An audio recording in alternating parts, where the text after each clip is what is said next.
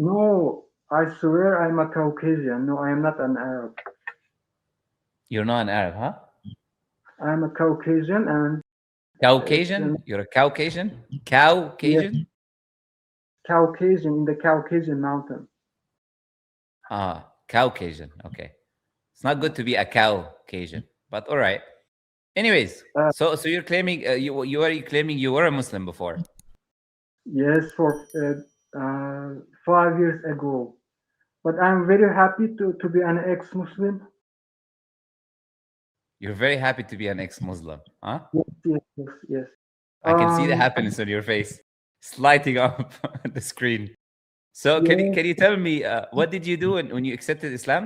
Did you leave Islam upon knowledge or upon ignorance? Did you study no, or did you leave it I as upon ignorance? Which one is it? no, I born in a Muslim family. All people around me are Muslim, and of course, it But I thought happened you're a after. Caucasian. Caucasian people are Muslim people. You can search. Yeah, are you you're talking about the original ones. You're not talking about the people today. Where are you talking about? Eastern Europe or something? Is that where you're referring to? Is that where you're... No, in Russia, in Yeah, that's Dagestan. Eastern Europe. That's Eastern Europe. Ah, yes, yes, yes, exactly. Yes, I said Eastern Europe. You said no. All right, no worries. Okay. Okay, go ahead. Tell me, did you leave Islam upon knowledge or did you leave Islam Of course, upon ignorance? knowledge, no ignorance.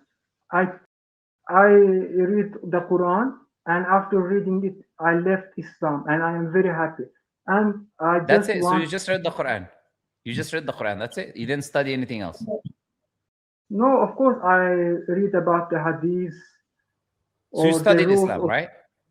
You yes, studied Islam. yes, Okay. So yes. can you tell me?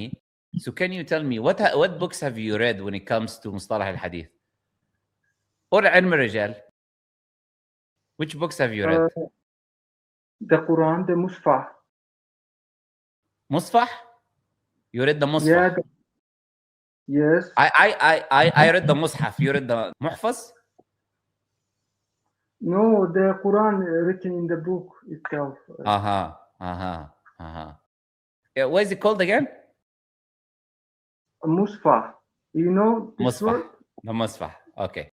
I know this word, Yeah. yeah. No worries. So far, we got Caucasian, we got Yeah. Mufsah, In and the Musfah. Sorry. Okay.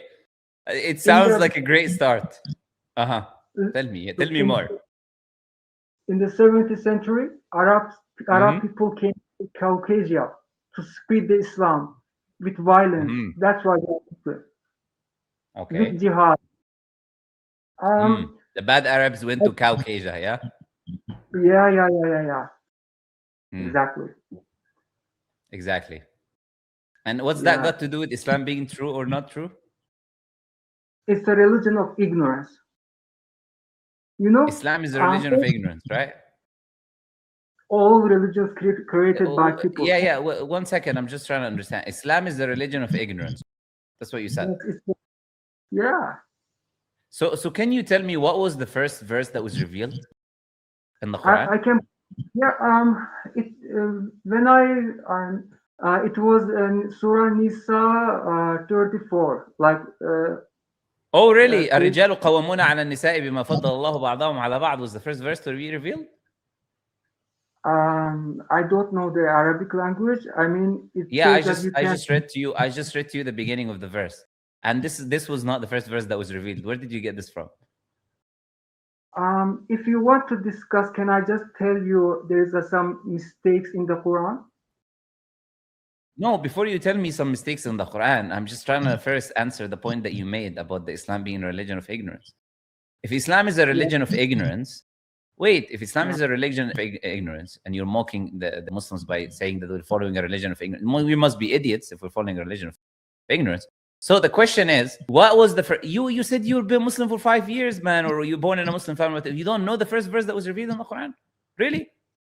First verse. You mean the Yes. Fatiha? Yeah, Fatiha is not the first verse to be revealed in the Quran. The Fatiha is not a verse, it's a surah. It's a chapter, by the way. Okay, Yeah. I asked you what was the first verse that was revealed. You clearly are very knowledgeable. It's the knowledge You, of the you mufhas or the musfah and the Caucasian is coming out and people can see it. My question is though, right now, because you're very knowledgeable and as you said, you left Islam upon knowledge. What was the first verse that was revealed from the Quran? It's a very simple thing. You don't know? the first verse, verse means ayat, the ayat, you mean? Yeah, the first ayah. Yes. What was the first ayah that was revealed? In the, I think the Fatiha. No. Would you like to Google No. that? Yes. No, come back. I'll just tell you. Come, I'll tell you. No, put your phone. I'll help you. It's okay. I'll help you.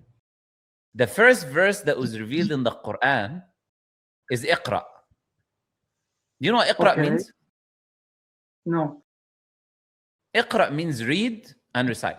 So you're saying Islam is a religion of ignorance, but somehow the first verse that was revealed from God is read. Okay. So can you tell me how does that make sense? It does make sense, yes. I just want to prove it that but can you just clarify it? No, I just want a clarification on this point. I know you want to jump into all the list of questions, shubuhat that you have ready somewhere. It's okay. No, don't worry. They're not that important. But right now, I'm just taking you step by step, right? So step number A, you claimed Islam is a religion of ignorance. You don't know the first verse, which was you were ignorant about the first verse that was revealed. So I told you what was the first verse that was revealed, and it was read. So it's impossible for a religion to be a religion of ignorance when literally the first verse that was revealed from God is read. Would you agree with that? Yes. So would you take back your claim now that you claim that Islam is a religion of ignorance? Yes. Okay. So go ahead. What is the question that you want? Go ahead. What's I know you're excited about your question, so go ahead. Look, in Islam, after dying, there's just two ways. You will go to the heaven or you will go to the hell, right?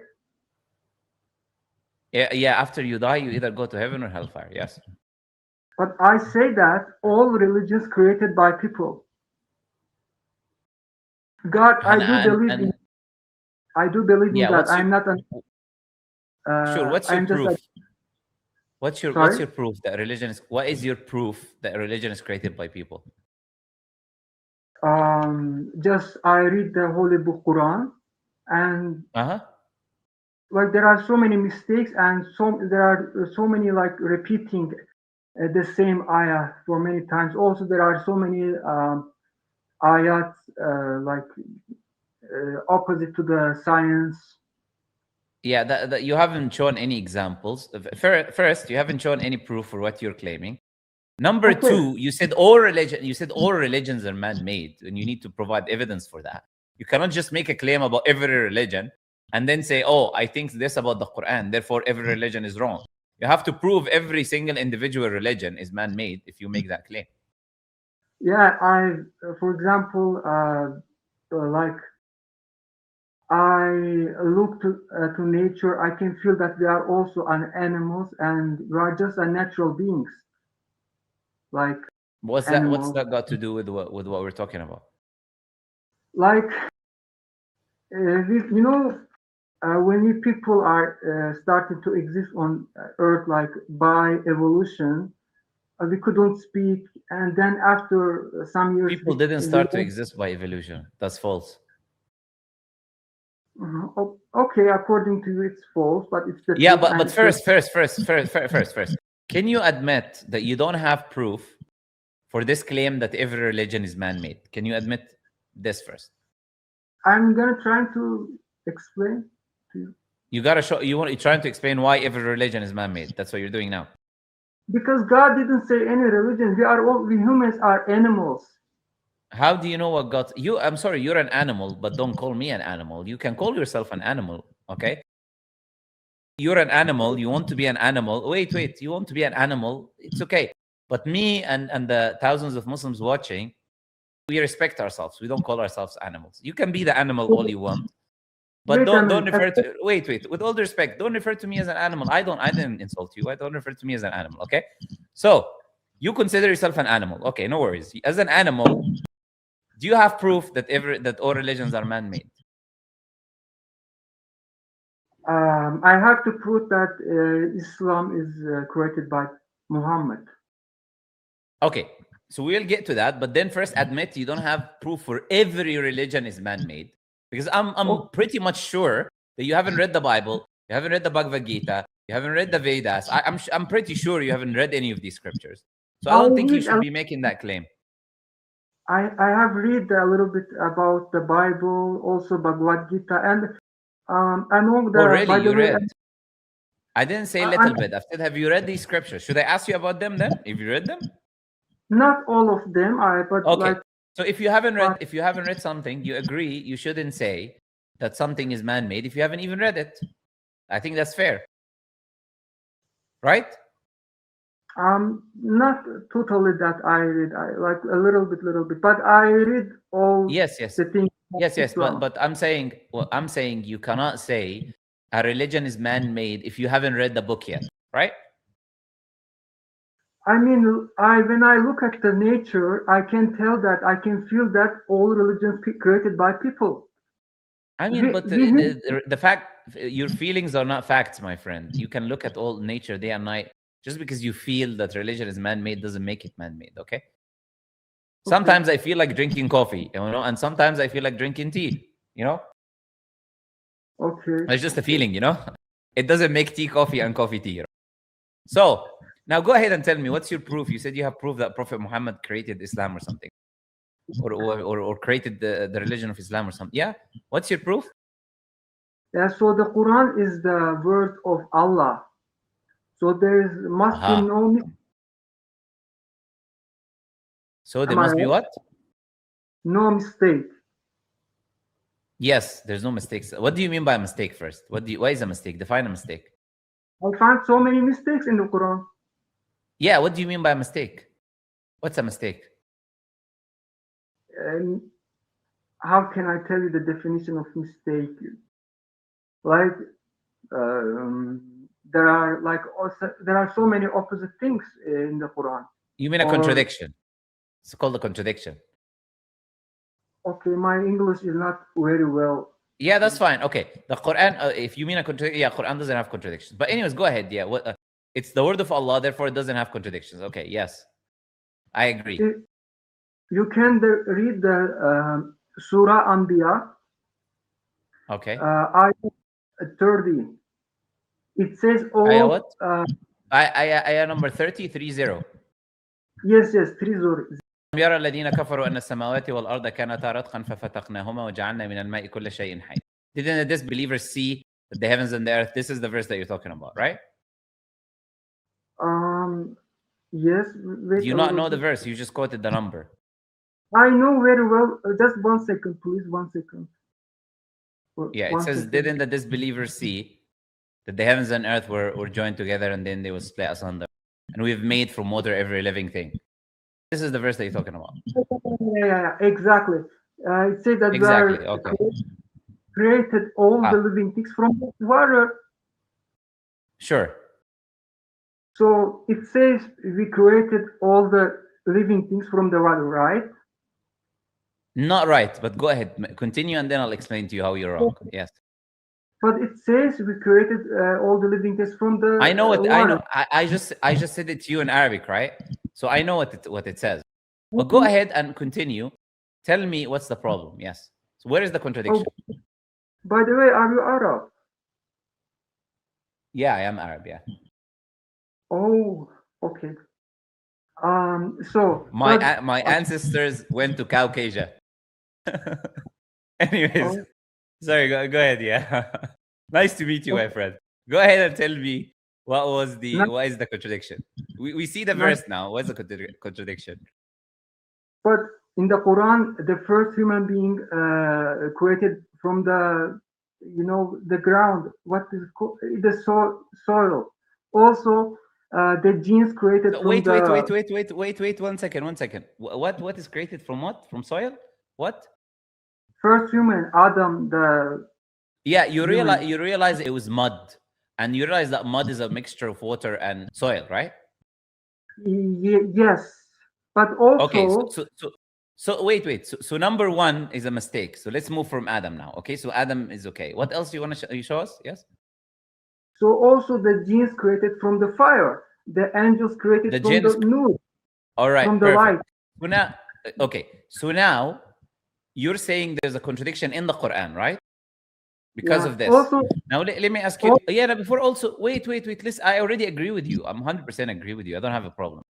Now let me explain to you how you're misunderstanding the verses of the Quran. Okay? Because you don't speak Arabic. That's the problem. In the Arabic language, I think even in English, I'm not just going to say in the Arabic, and I'll give you an example in English. It also works. Probably works in Russian too, by the way. So I'm going to give you an example now. In the Arabic language, when you use the word everything, kulla shay, it does not literally mean every single thing. But it can mean every. Wait. Allow me to. Can I finish, please? Can I finish? Sorry. Okay. Wait, I let you ask your question. Let me answer your question. And okay, so when the Quran uses the word kulla shay, it does not necessitate it is literally everything. Okay? It can refer to everything related to that thing. It does not necessitate everything in existence. There's books written on that. Like, for example, a book called Al-Kull wa ma tadul. The word kull in the Arabic language, anwa, indicates. This is a book written about Arabic grammar in reference to the usages of the word kull in the Arabic language. When Allah, or in the Arabic language, someone uses everything, or Allah uses everything, it does not necessitate literally everything. And I'll give you an example from the Quran. Right? So can you go in the Quran right now, can you go to chapter 46, verse 25? Can you read it for me? 1 second. It says, he will be destroy all the things with the rub. I mean, yeah. So it says, let me. Okay. Yeah. So it says, تدمر كل شيء بأمر ربها. It destroys everything. It says everything. Yeah. Okay. Now I'm going to ask you the question: did the wind? Because this is reference to the wind. You understand? Okay. Because the verse before, it talks about the people of Ad. It talks about the wind, the punishment that Allah sent upon them to destroy their nation. Now, did that wind destroy the heavens and the earth? Did that wind destroy the angels? Did that wind destroy the jinn? Did that wind destroy the universe? So everything there does not mean literally everything. Because you could see in the same verse, it says, then you could see only their houses left. So if the wind destroyed everything, how is the houses left? Because everything there, it does not mean literally everything. So here is the proof I'm giving you, not just from the Arabic language, but from the Quran itself, that the word everything does not necessitate literally everything. But that's not also only in the Quran, that's also in language, even in English. If I say, for example, let's say, look, I have a fight with my wife, and we're about to separate, we get divorced. Okay? This is a hypothetical situation.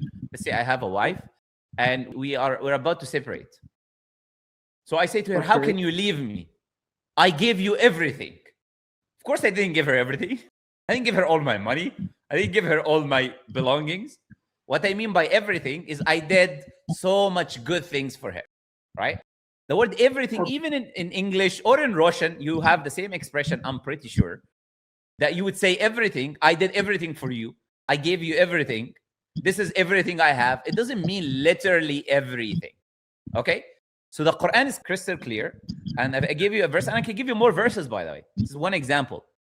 There's many verses in the Quran where kulla shay, everything, is used. And in the Arabic language, everybody knows who speaks Arabic, that doesn't mean literally everything. So the Quran now is referring to biological things, biological life. The jinn is not biological life. The angels are not biological life. This is in reference to biological life. Now, I'm going to ask you this question. Is it true that everything biologically is made from water? Is made from what? Water, like the verse says. Everything created biologically from the water? Yes.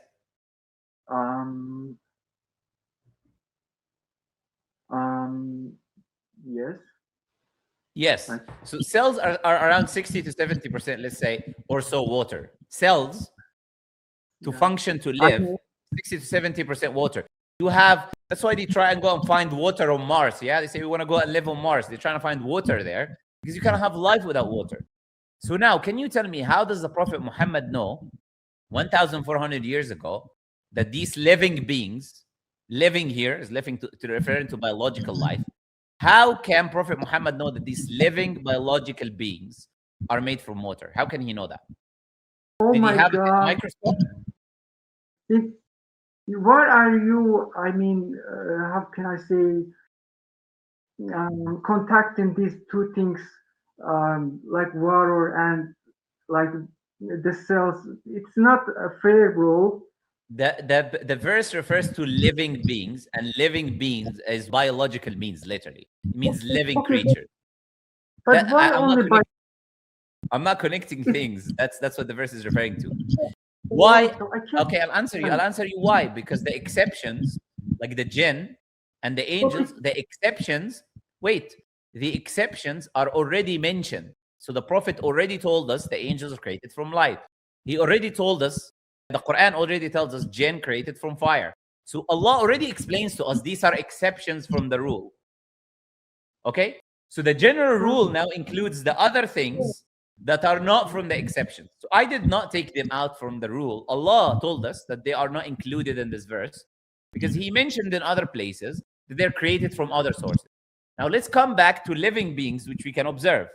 My question is, outside the exception, which the Quran and Sunnah tells us is an exception, my question is, how would Prophet Muhammad know 1,400 years ago that living beings are made from water? How can he know that? He don't know anything except for intimacy, bro. You know it? What did you say? Intimacy? Yes, intimacy with girls. I don't know anything except intimacy.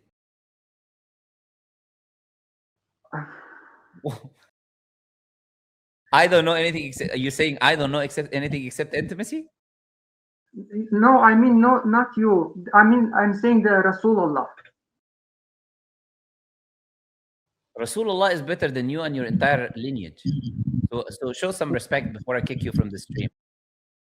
Rasulullah's shoes is better than you. So have some respect. If you want to be on my stream and talk, speak with respect. Like I'm showing you respect. Like I'm showing you respect. You speak with respect, okay?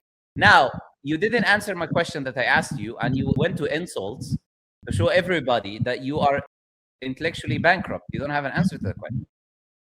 Okay, I really apologize because it is your belief. I apologize for it. Okay. All right, now answer the question. How did Prophet Muhammad know that living beings are made from water? How did the Prophet know this?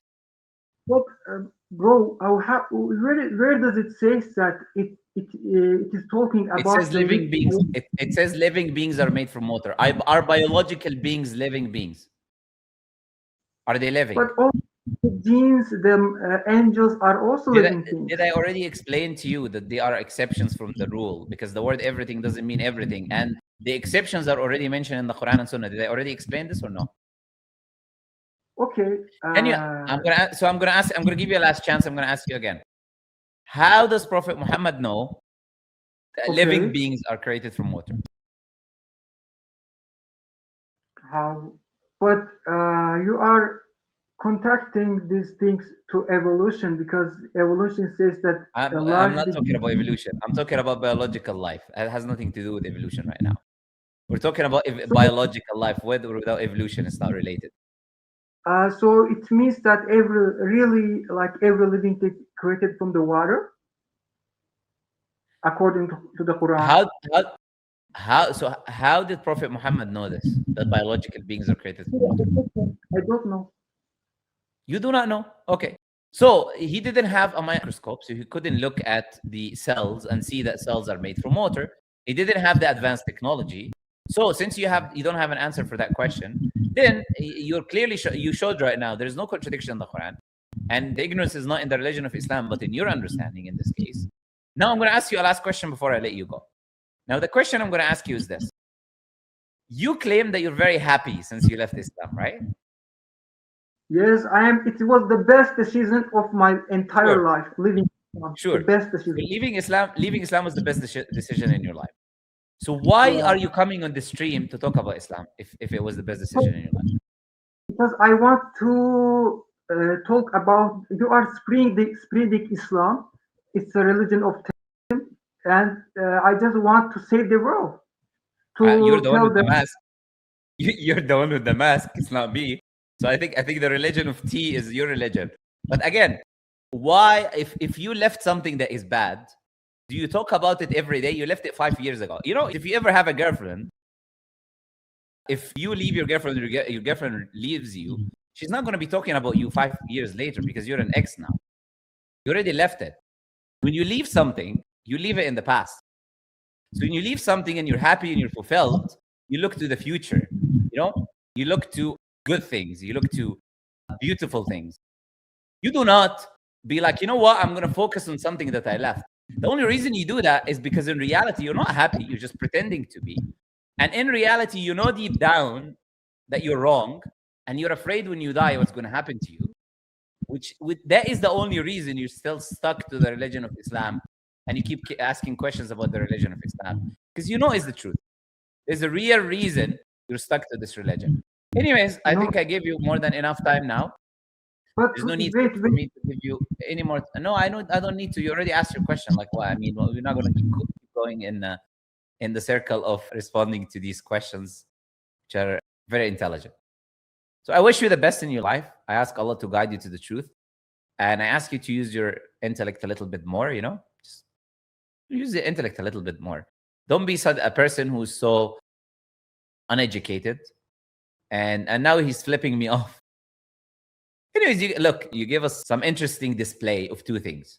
The first thing you gave us a display of is the level of intellectualism the so-called ex-Muslims have.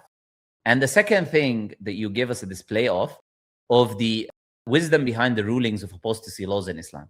Because people like you, they don't just leave their religion. They claim they're very happy, but no, they go around and they try to misguide other people. They try to go around and take the people away from the faith. They claim we're very happy, but at the same time, they're going around and trying to misguide people. They have no knowledge themselves, but they're trying to misguide others. All right. So thank you for that display, because you clearly have no clue about Islam, to say the least.